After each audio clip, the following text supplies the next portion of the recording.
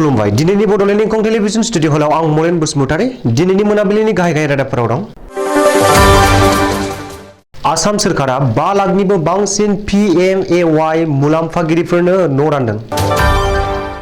मन्त्रि अतुल बरानि गारिया जाब्रबथाय जादों। बराक सेरफाङाव नांथाना थानायफोरखौ बोखांनो थाखाय गुवाहाटी सिलचरनि गेजेराव जर'खा उरां सिबिथाय। नीलमणि सेन देकाखौ कंग्रेसनिफ्राय होखारबाय। CK दखरा एबसुआ फोरोंगिरि आरो फरायसाफोरनि बिमा-बिफाखौ लानानै सावरायनाय हाबाफारि खुंफुंदों। सिलाफोथार जिल्ला गणतान्त्रिक नागरिक सुरक्षा मन्च गोनांथार मेल खुंदों। दानिया फैदो आबुं रादाबाव।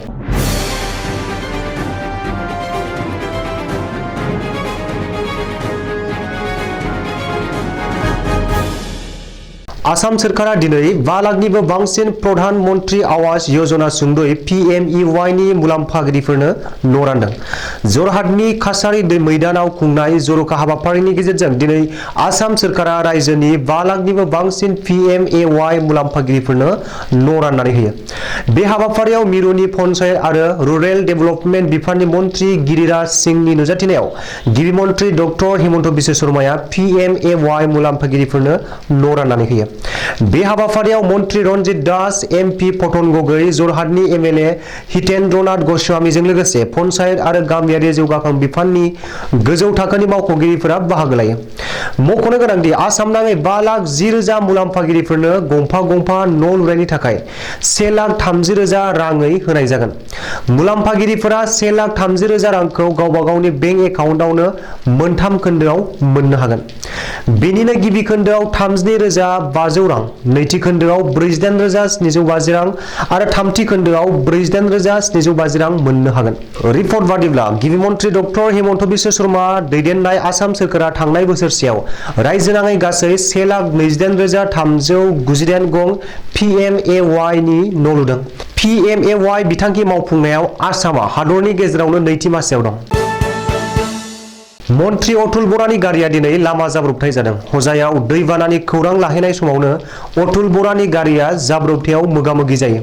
सुलुङाव फोरमायनाय बादिब्ला गिबि मन्त्रि डक्टर बिश्व शर्मानि बिथोन बादियै हजायाव दैबानानि खौरां लाहैनाय समावनो मन्त्रि अतुल बरानि एस्कर्ट गारिया हजायनि बरबहाट 53 नं राजा लामायाव जाब्रबथाय जादों। रैखाथि बिफाननि गंसे गारिखौ अभारटेक खालामनो नाजानाय समावनो AS-02 AA 1,43 नम्बरनि एस्कर्ट बलेर' गारिया उनथिंनिफ्राय सौवो। बे जाथायाव मन्त्रि अतुल बरानि एस्कर्ट गारिनि ड्राइभारआ जखम जायो होननानै मिथिनो हादों। मख'नो गोनांदि मैया बुधबारखालि आसाम सोरखारनि हरखाब केबिनेट मेल जथुमनायाव गिबि मन्त्रि डक्टर हिमन्त बिश्व शर्माया केबिनेटनि साफ्रोमबो मन्थ्रिफोरखौनो दैबाना जानाय ओनसोलाव दावबायनानै रायजो राजाफोरखौ खौरां लाहैनो थाखाय बिथोन होदों। गिबि मन्थ्रिनि बिथोन बादियै दिनै फुङावनो हजायाव दैबानानि खौरां लाहैनाय समावनो मन्त्रि अतुल बरानि एस्कर्ट गारिया जाब्रबथायाव गोग्लैयो। गुवाहाटी सिलचरनि गेजेराव इमारजेन्सि जर'खा उरांनि सिबिथाय। गिख्रंथाव दैबाना आरो हा गिसिखानायनि जुनै बराक सेरफां आरो दिमा हासावआव नांथानानै थानाय सुबुंफोरखौ बोखांनायनि थाखाय आसाम सोरखारा उड़ान बिथांखिनि सिङाव गुवाहाटी सिलचरनि गेजेराव इमारजेन्सि उरांनि सिबिथाय होदों। गुवाहाटीनिफ्राय सिलचरनि सासे सुबुंनि टिकेटनि बेसेना 3,000 रां खानानै होदों। गुवाहाटी सिलचर इमारजेन्सि उरांनि टिकेटनि थाखाय 8135902973 आरो 8638023921 नम्बराव कन्टेक्ट खालामनो हागोन। 8135902973 नम्बराव 3,000 रां UPI एबा गुगल पे खालामनानै टिकेट बुकिं खालामनो हागोन। बेनि अनगायैबो काछार जिल्ला बेंगिरिनि मावख'नि स्पेसियेल काउन्टार आरो गुवाहाटी पल्टन बाजाराव थानाय आसाम टुरिजम डेभेलपमेन्ट कर्परेसननि गाहाय मावख'आव टिकेट मोननो हागोन। मख'नो गोनांदि गुवाहाटी सिलचर जर'खा उरां सिबिथाया गाबोननिफ्राय सानफ्रोमबो सोलिगोन। सिलचरनिफ्राय बेलासि 5 रिंगायाव आरो गुवाहाटीनिफ्राय मोनाबिलिनि 6:20 रिंगायाव जर'खा उरांआ बिरगोन। सिद्दिक आहमेद, शशिकान्त दास आरो शेरमान आली आहमेदनि उनाव बे खेबाव बारग' मन्त्रि नीलमणि सेन देखाखौ कंग्रेसआ दोलोनिफ्राय होखारबाय। आसाम प्रदेश कंग्रेस कमिटिनि आफादगिरि भूपेन बरानि बिथोन बादियै बारग' मन्त्रि आरो कंग्रेसनि गागि दैदेनगिरि नीलमणि सेन देखाखौ कंग्रेस दोलोनि मावफुं सोद्रोमानिफ्राय होखारनाय जायो। बेजों लोगोसेनो दोलोनि हेंथा बाथ्रा बुंग्रा आरो हेंथा हाबा मावग्रा रावखौबो रेहाय होआ होननानै भूपेन बर'आ गोख्रों हुमखि होयो।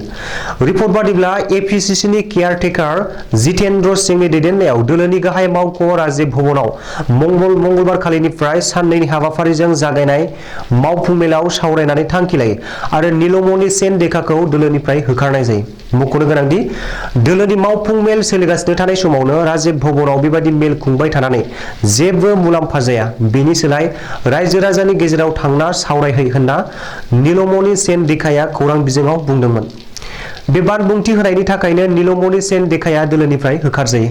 मख'नो गोनांदि 2024 नि बिसायख'थियाव कंग्रेसआ लाथिख' जागोन होननानै कंग्रेसनिफ्राय होखारजानायनि उनावनो नीलमणि सेन देखाया दाबि खालामदों आरो भबिष्यवाणी होदों। सापागुरि कक्लाबारि दख'रा एबसुनि बानजायनायाव आदब आरो गुनगोनां सोलोंथाइनि मावथांखि बादियै भलन्टियारि फोरोंगिरि थिसननाय आयदाखौ लानानै लासितपारा अमला शिब गुदि फरायसालि, बरफाम गुदि फरायसालि आरो 633 नं दाउधारा गुदि फरायसालियाव फोरोंगिरि आरो फरायसाफोरनि बिमा बिफाफोरखौ लानानै सावरायदों। सापागुरि कक्लाबारि दख'रा एबसुआ दिनै सानसेयाव गंथाम गुदि फरायसालियाव फोरोंगिरि आरो फरायसाफोरनि बिमा बिफाखौ लानानै सावरायनाय जायो। लासितपारा अमला शिब गुदि फरायसालियाव जुबराज बसुमतारिनि आफादगिरि मासि लानानै मेल सामलायनायाव गाहाय आलासि महरै बाहागो लायो बाक्सा जिल्ला एबसुनि लोगो आफादगिरि हांगामा बर'आ। 633 नं दाउधारा गुदि फरायसालियाव सापागुरि कक्लाबारि दख'रा एबसुनि गाहाय नेहाथारि धोरोम सिंह बर'नि मेल सामलायनायाव गाहाय आलासि महरै बाहागो लादों बाक्सा जिल्ला एबसुनि गाहाय नेहाथारि नन्देश्वर बर'आ। आरो बरफाम गुदि फरायसालियाव सापागुरि कक्लाबारि दख'रा एबसुनि लोगो आफादगिरि सनेश्वर बर'नि हाबाफारि सामलायनायाव बाक्सा जिल्ला एबसुनि सोलोंथाइ नेहाथारि नितु कुमार ब्रह्मआ गाहाय आलासि महरै बाहागो लानानै फरायसालिनि फोरोंगिरि आरो फरायसानि बिमा बिफाफोरजों जथायै सावरायनाय जायो। बबेखानि फोरोंगिरि आरो फरायसाफोरनि बिमा बिफाजों सावरायनायनि गेजेरजोंनो लासितपारा अमला शिब गुदि फरायसालियाव मोनथिना गयारि, बरफाम गुदि फरायसालियाव जनालि बर' आरो 633 नं दाउधारा गुदि फरायसालियाव सन्जय ब्रह्मखौ एबसुनिफ्राय फोरोंगिरि महरै थिसननाय जायो होननानैबो मिथिनो हादों। धेमाजि जिल्लानि सेंगाजान दख'रा गणतान्त्रिक नागरिक सुरक्षा मन्चनि गाहाय मावखुलियाव सिलाफोथार जिल्ला गणतान्त्रिक नागरिक सुरक्षा मन्चनि आफादगिरि शैलेश डलेनि मासि सामलायनायाव मोनसे रायजोआरि मेल जुथुमो। सेंगाजानाव जथुमनाय गणतान्त्रिक नागरिक सुरक्षा मन्चआ जर'खा मेलाव आफादनि आफादगिरि जारिमिन नार्जारि, गाहाय नेहाथारि तुलन सनवाल, बोसोनगिरि बिरेन्द्र कुमार ब्रह्म, कालु दास, हारिमु नेहाथारि कलेश्वर मिसं, जनाय जिल्ला गणतान्त्रिक नागरिक सुरक्षा मन्चनि गाहाय नेहाथारि कुमेश्वर मरां लोगोसेनो जिल्लानि सिङाव थानाय माजरुबारि आरो सेंगाजान दख'रानि मावथिफोरा बाहागो लायो। सिलाफोथार जिल्ला गणतान्त्रिक नागरिक सुरक्षा मन्चनि जर'खा सावरायमेलाव माखासे जेंना जेंगोना आरो बेफोरखौ सुस्रांनायनि बागै सावरायनाय जायो होननानै मिथिनो हादों। दिनैनि रादाबा एसेनोसै, गोजोन्थों।